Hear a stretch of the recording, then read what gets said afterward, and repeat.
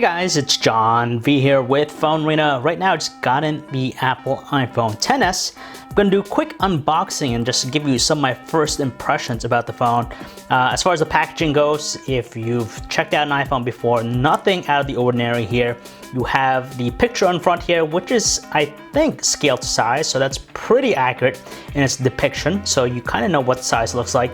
Besides that, it's very minimalistic. On the back, you just have some of the internal components that come with the phone, which I'm going to show you real quick. The one I have here is the 64GB version. It's in silver. So this is the base model, $1,000.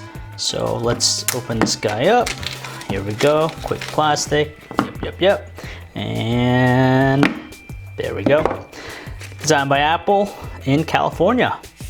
You have your documentation, of course, SIM removal tool, and the typical Apple decals for all you fans out there.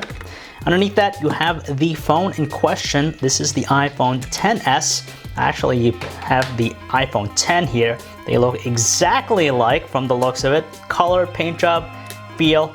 So that's that. It comes with the EarPods with the lightning adapter.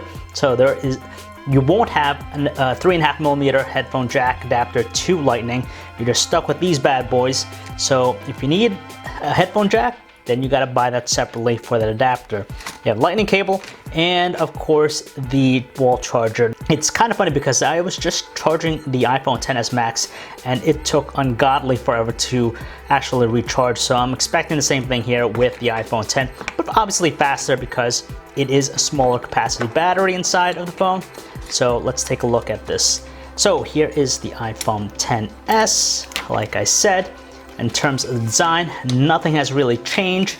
You have some of the same distinguishable qualities. You have the notch on the front, all screen look, stainless steel bezel, glass surfaces. It's water resistant, you could submerge it, dual cameras. So while it has the same exact design, of course, better hardware on the inside, faster processor.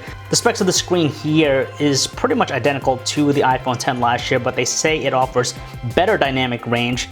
Of course, you're gonna expect just better improvements everywhere, whether that's the camera, the processing speed, and pretty much the display.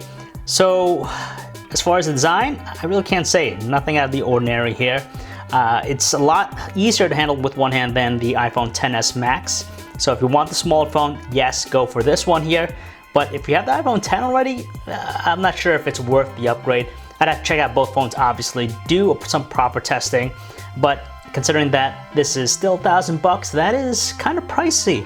So that is it for a quick unboxing video here, guys. If you want to learn more about the iPhone XS, you can check out our website, PhoneArena.com. This is John V, signing off.